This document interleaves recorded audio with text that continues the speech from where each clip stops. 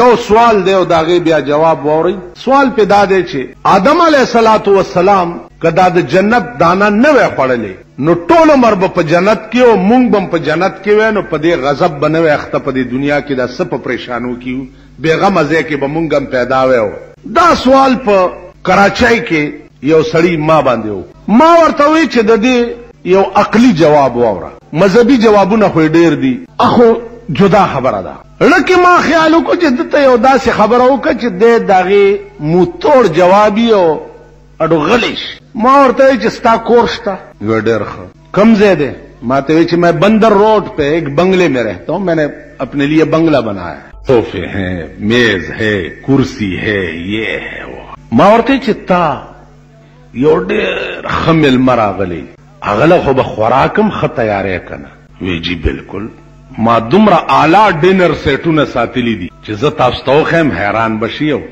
اگر آپ کو شوق ہے تو آپ میرے ساتھ جائیں ذرا. زه ډیروم یو خوار ځای کې اړه خو مې وشو. خو زما یو خبره تاسو ته کوم, د نن بادشاہ طبقتا نه خوشالېږي چې سبا بیا فقیره. دا یو نصیحت مې اوري. وختي تور هم ټول مړکیږو, مونږ ته نه ګوري سپلوی عذاب اخته خو چې سبا بیا بوریا نشینی نو د نن تخت به نه خوشالېږي.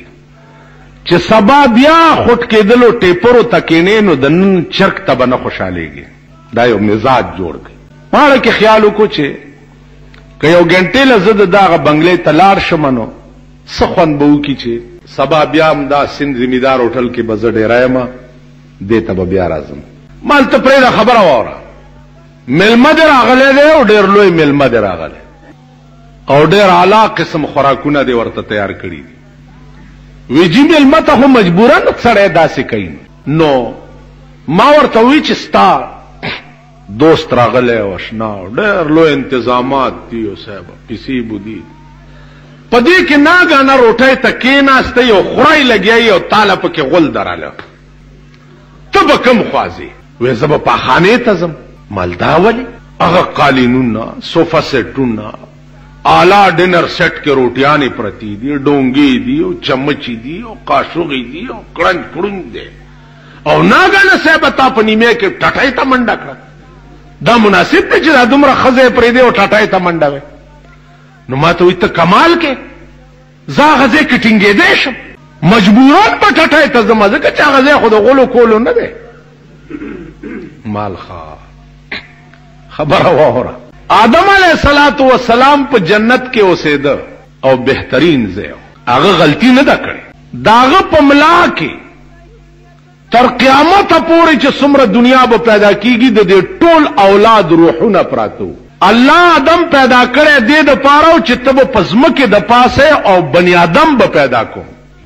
فی الارض خلیفہ خدای ویلیو کنه, فی الجنت خلیفہ خو نه ویلی. اوس قدرت جنت ته د بوتلو نو بانا والا جوړی د جنت نه درایستو چې هغه نظام چې کوم قدرت جوړ کړو چې هغه سٹارټ نو داغه پملا کې روحونه پراتو. د ابو جهل هم پکېو نو په جنت کې ابو جهل هم پیدا کېده.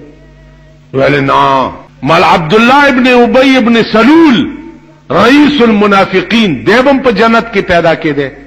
ویل نه مال ستاغوندې خبيث روح هم پکېو تبم په جنت کې پیدا کېده.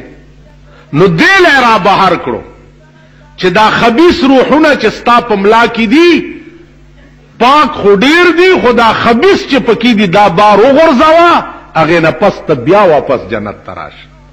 نو مالدار رئیس ته دې د پاره چې دا تاسو پلیت بار وغورځي. ویلے بس جی آئندہ کے لیے پھر ایسی بات میں نہیں کہوں گا, اب میں سمجھ گیا ہوں. میں نہیں, اگر آپ سمجھے نہیں ہے تو اور بھی ذرا سمجھا دو. نما اور طبیعدہ شعر ہوئی چھے یہ بھی کچھ اسرار تھا آدم جو نکلا خلد سے, دانا گندم تھا بہانہ ماجرا کچھ اور. حسن یوسف اور ہے, عشق زلیخا اور ہے, حسن محبوب الہی کا تماشا اور. داغه نظام دے او داغه جوړه کړي دنیا دا قسمه قسم تصرفات پکې